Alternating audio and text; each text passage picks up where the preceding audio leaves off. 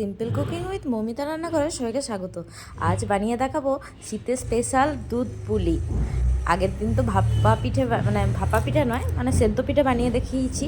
তো কত সহজে, কত তাড়াতাড়িভাবে সহজেই আমরা বানিয়ে নিতে পারি দুধ পুলি। তো দেখে নেওয়া যাক। প্রথমে আমি 3 কাপ চালের গুঁড়ি নিয়ে ভালোভাবে গরম জল দিয়ে মেখে নিচ্ছি। তো এই আটাটা চালের আটা সেহেতু এটাকে কিন্তু গরম জল দিয়েই মাখতে হবে।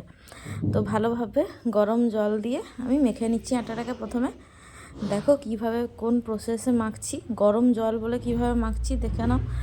তো গরমই মাখতে হবে এটা। ভালোভাবে আটাটা মেখে এরপর আমি দেখাচ্ছি নেক্সট প্রসেসটা। তো আটাটা মাখতে একটু টাইম লাগে, গরম থাকতেই কিন্তু জলটা বেশি ভালো রকমের গরম নিয়েই কিন্তু মাখতে হবে আটাটা। আর আমার চ্যানেলের রেসিপিগুলি যদি ভালো লেগে থাকে তো অবশ্যই লাইক কমেন্ট শেয়ার করতে একদম ভুলবো না। প্লিজ শেয়ার করে দেবো। শেয়ার করলে আমারও উপকার হবে, আর যারা এই রেসিপিটি জানে না তাদেরও উপকার হবে। এটা আমাদের বাঙালিদের একটি ট্রেডিশন, ওয়েস্ট বেঙ্গলের এই শীতকালের। তো এই পৌষ মাসটা পুরোটাই আমরা পিঠে দিয়েই আমাদের উদযাপন করি আমরা। এরপর দুধ পুলি যেহেতু, তো দুধটাই হচ্ছে মেন ইনগ্রিডিয়েন্টস। তো আটাটা মেখে ঢাকা দিয়ে রেখে আমি 2 প্যাকেট দুধ আমি গরমের জন্য বসিয়ে দিচ্ছি। এখানে আমুল শক্তি ইউজ করেছি, আপনারা যে কোনো কোম্পানির দুধই ইউজ করতে পারেন। এরপর নারকেল নাড়ু নিয়ে নিয়েছি, নারকেল পুর, গুড় দিয়ে আগের দিন বানিয়ে দেখিয়েছিলাম, সেই পুরটাই আছে আমার। এরপর এরকমভাবে বাটির মতো আকার করে নিতে হবে চালের আটার থেকে। এরপর এরকম মাঝখানে পুরটা দিয়ে এরকম মুখটা বন্ধ করে দিতে হবে, যেমনভাবে আর কি মোমো বানাই আমরা সেরকমভাবেই।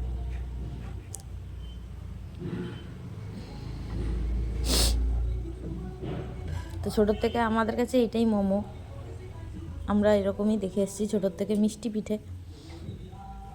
মিষ্টি মোমো দেখে এসেছি আমরা ছোটোর থেকেই। এখন তো মোমো হয়েছে, আমরা যখন ছোটো ছিলাম এরকম মোমো ছিল না।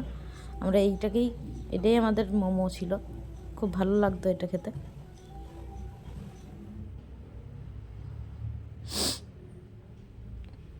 এক এক করে এগুলো ছোটো ছোটো আকারে গড়ে নিতে হবে। যেহেতু দুধ পুলির এটা পিঠে, বেশি বড় করা চলবে না, ছোটো ছোটোভাবে গড়তে হবে। আর সেদ্ধ পিঠেগুলো একটু বড় হয়, আর এই দুধ পুলিরগুলো ছোটো হয়। তো আমার মা আরও ছোটো বানাতে পারে, আমি বেশি ছোটো বানাতে পারি না। আমি যেরকম পারি আমি সেরকমভাবেই বানিয়ে দেখাচ্ছি। আমার মা কিন্তু এই পিঠেগুলো খুব ছোটো ছোটো বানিয়ে পরে কী সুন্দর দিত, আমি দেখতাম ছোটোতে। তো হয়ে গেছে আমার কয়েকটা পিঠে গড়া।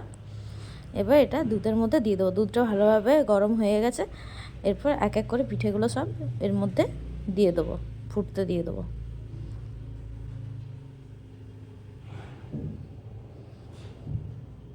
এই সময় কিন্তু বেশি নাড়ানো চলবে না, তাহলে কিন্তু পিঠেগুলো ভেঙে যাবে। এবার ভালো একটা গন্ধের জন্য, যেহেতু এটা পায়েসের মতো, সেই জন্য আমি 2টো এলাচকে ভেঙে দিয়ে দিচ্ছি। আপনারা চাইলে গুঁড়ো করেও দিতে পারেন।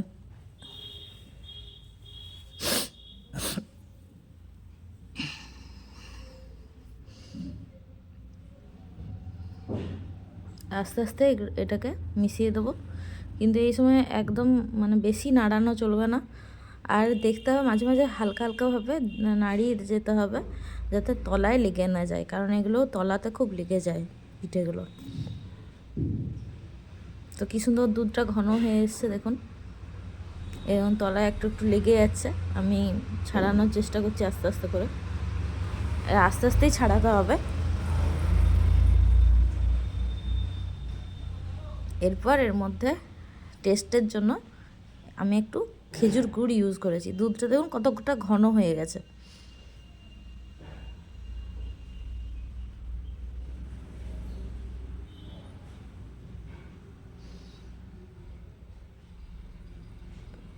তো যখন মনে হবে যে পিঠেটা সেদ্ধ হয়ে গেছে, তখন আপনারা এখানে খেজুর গুড়টা ইউজ করবেন। তো আমার পিঠে মোটামুটি সেদ্ধ হয়ে গেছে। এবার সামান্য একটু খেজুর গুড় কালারের জন্য আর টেস্টের জন্য দিয়ে দিলাম। এখানে আপনারা চিনিও ইউজ করতে পারেন, যারা বেশি মিষ্টি খান তারা।